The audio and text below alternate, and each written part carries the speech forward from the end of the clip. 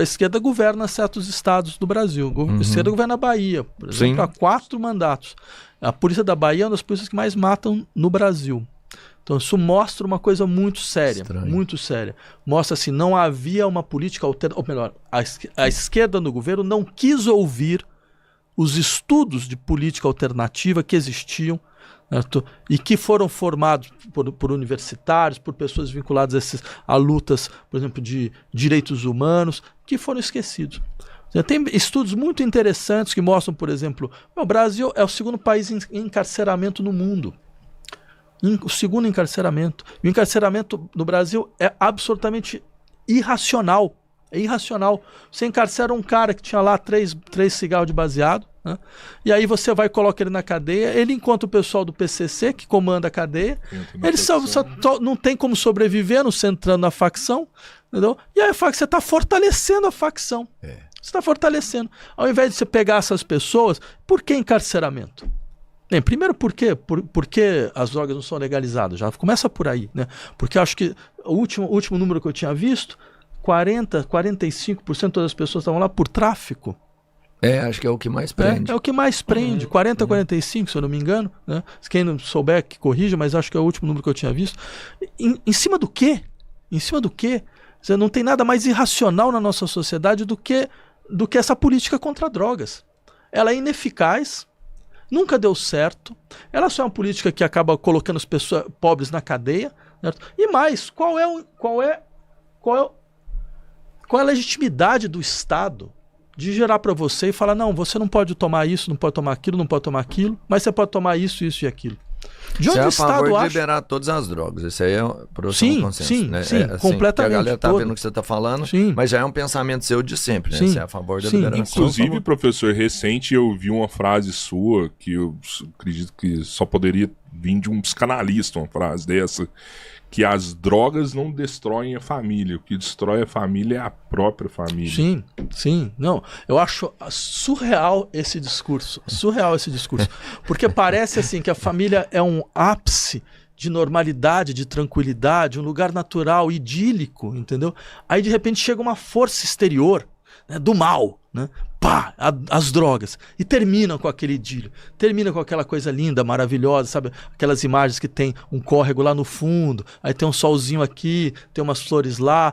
Não, pelo amor de Deus, todo mundo tem família. Todo mundo sabe que a família é um núcleo de produção de neuroses. É um espaço contraditório. Você acredita que se eu tiver um problema de drogas na minha família, com um dos meus filhos, por exemplo... O errado fui eu ali como pai. Não você como pai, mas a estrutura como familiar, a estrutura da família, o tipo de obrigações que você coloca, o tipo de contradições que os seus filhos têm que viver, o horizonte triste de vida que se percebe, que não só da família, mas que a sociedade fornece. Você tem tanta gente indo para as drogas, talvez a primeira coisa interessante é perguntar, mas que tipo de vida a sociedade está fornecendo às pessoas?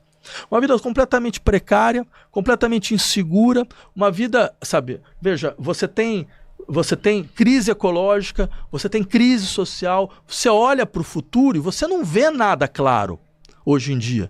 Você olha para o futuro e você fala, daqui a 30 anos, por exemplo, vai ter migração climática. Naquela região lá, Araguari, sabe, o interior de São Paulo, certo? Ela vai ter momentos onde pessoas com mais de 60 anos com problema respiratório não vão conseguir viver mais lá. Então você percebe? Você tem uma situação de degradação da vida, você tem uma situação de precarização do trabalho, né? A gente fala da juventude, hoje a juventude é acomodada, vive nas casas dos pais. Não, é que é muito mais difícil hoje você ter um emprego minimamente decente com 20 e poucos anos do que há 30 anos atrás. Mas aí será que a gente não teria que mudar essa frase? Drogas não destroem a família, a sociedade destrói a família. Sim, mas assim... Mas as drogas potencializam, não? Nem a questão... Deixa eu colocar... É bom você ter que levar nessa questão, porque isso pode dar uma série de confusões. Eu diria mais ou menos o seguinte, para deixar mais claro a coisa.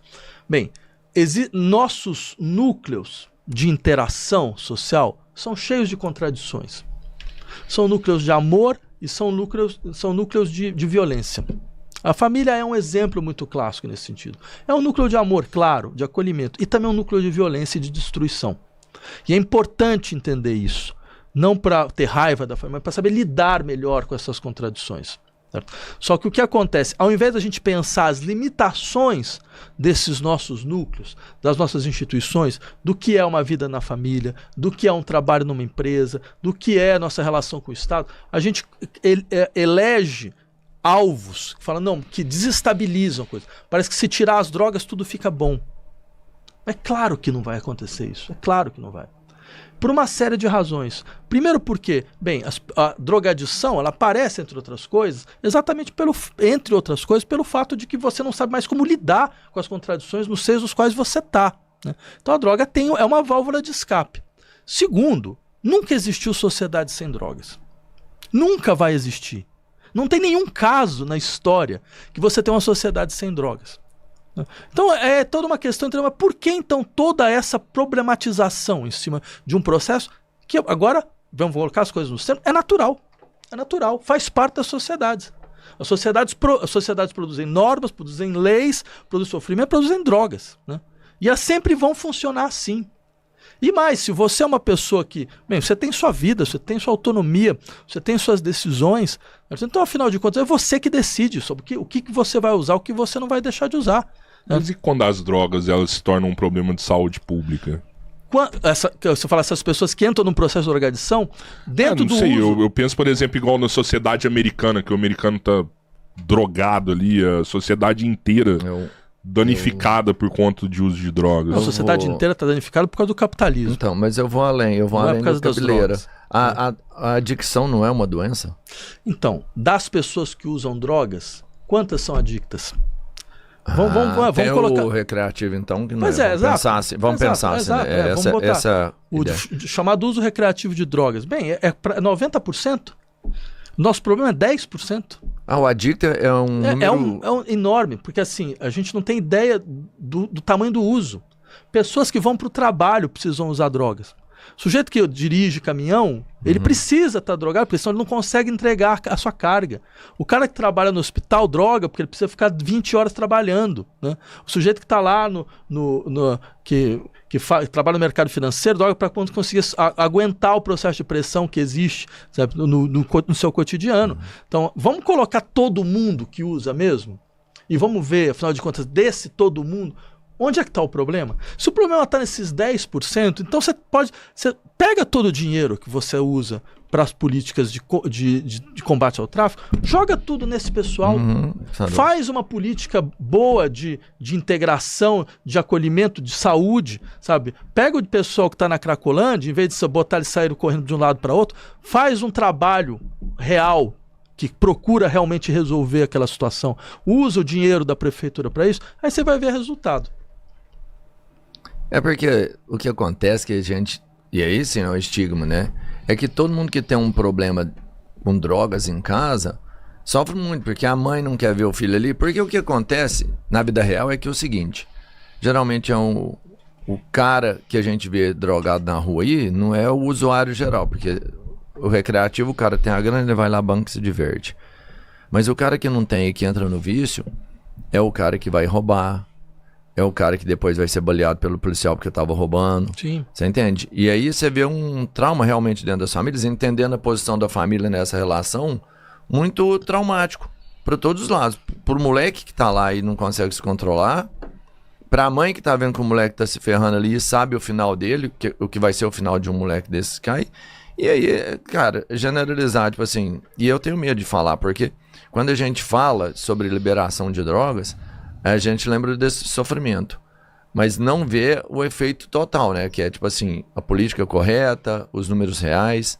E é interessante a gente falar sobre liberação de droga de uma forma, né, com estudo, com inteligência.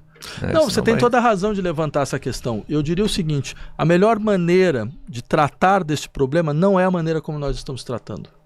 O problema existe, você tem toda a razão. Você tem pessoas que têm estrutura de drogadição.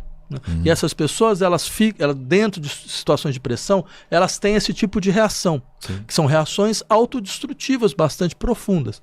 Agora, a política pública para tratar disso está totalmente equivocada. Estou totalmente equivocado. A gente tem exemplos. Pega o exemplo uruguaio, que é o exemplo de liberação da maconha. Explodiu o uso da maconha?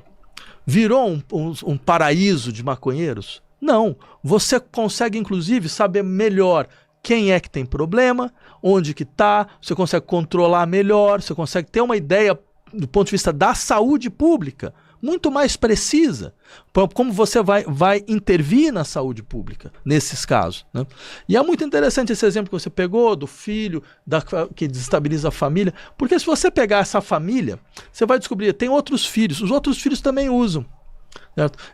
Normalmente é assim, tem um que usa mal, tem os outros que também usam, ou seja, está lá. Você percebe? Está lá de uma maneira ou de outra. E ao invés de perceber, não, mas espera aí, esse filho tem algum tipo de fragilidade, ele precisa de um apoio, ele precisa de uma estrutura que seja capaz de acolhê-lo, sabe, que seja capaz de tratar dele, que seja gratuita, né, que não tem que pagar uma fortuna para poder internar uma pessoa que está numa situação como essa, precisa de uma reabilitação, certo? Que vai ter que, porque se ele se jogar no sistema público, o sistema público está sem estrutura, tá totalmente descapitalizado. Eu acho fantástico isso, o sujeito que fala que é contra as drogas, né, que luta contra as drogas, mas é o mesmo que vai votar para tirar dinheiro do CAPS AD, né? Quer dizer, que é o sistema público que o Brasil conseguiu construir, completamente sucateado, um sistema fantástico.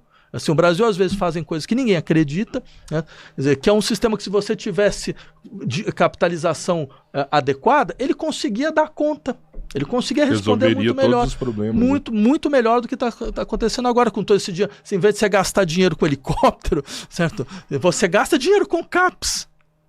Você gasta com o tratamento das pessoas. E não para tratar as pessoas como se elas fossem bandido em potencial. Falando